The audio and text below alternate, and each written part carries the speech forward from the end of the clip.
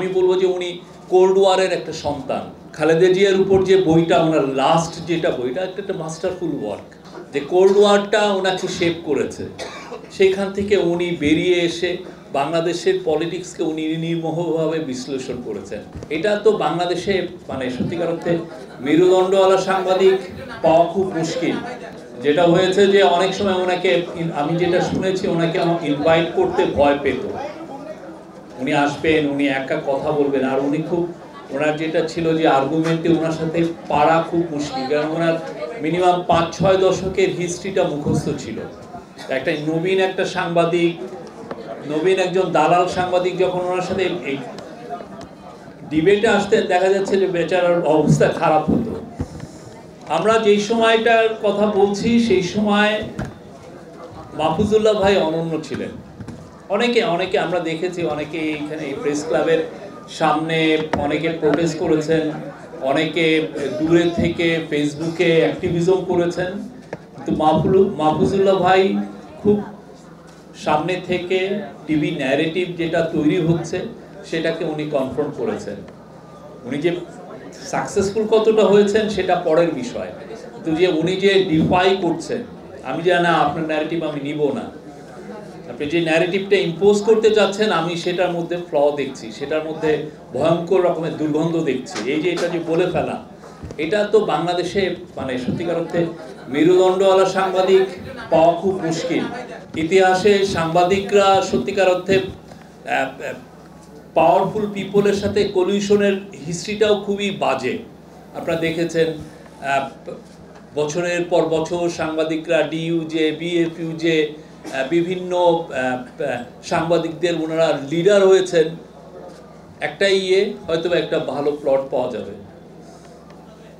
আমি ইনকাম করে তো অত টাকা কামাতে পারবো না, আমার মেধা দিয়েও আমি সেই জায়গায় যেতে পারবো না। তো বেস্ট ওয়ে হচ্ছে যে দেখি না রুলিং পার্টির সাথে আমরা একটা দোসর রুলিং পার্টির কাছাকাছি আসি, এসে তার থেকে কিছু আদায় করা যায় না। আমি একজন সাংবাদিক লিডার, আমি শুনেছি উনি 150 কোটি টাকার সম্পত্তি করেছিলেন জাস্ট এভাবে প্লটগুলো করে।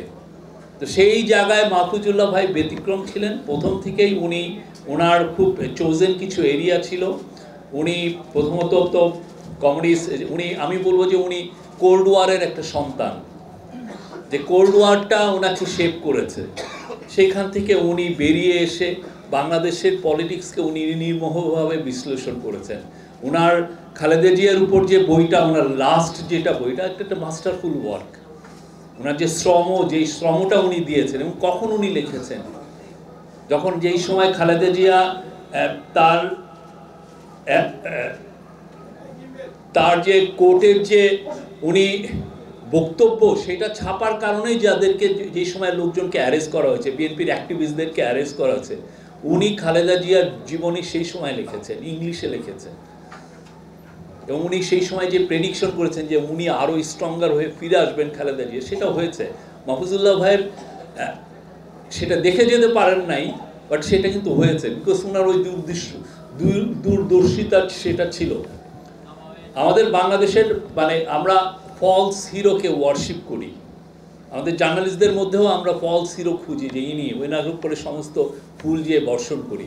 মাহফুজুল্লাহ ভাইদের মতো হিরো খুব কম, প্রচুর তারা স্কলাস্টিসিজমে তারা স্পেন্ড করেছেন, এবং ওনাদের লেখা সারা জীবন আমাদেরকে পথ নির্দেশনা করে। ওনার বিচিত্রার লেখা, ওনার সাংবাদিক হিসেবে এনভায়রনমেন্টাল জার্নালিজমের ওনার লেখা, ব্রিলিয়ান্ট লেখা, এবং ওনার যেগুলো টক শোতে যেগুলো আমরা এখনও পাই, ওনার আর্গুমেন্ট, যেভাবে উনি আর্গুমেন্ট পেশ করা, যে কোনো ইয়াং সাংবাদিকের জন্য হি ওয়াজ এ লাইক বিকন, সবার জন্য।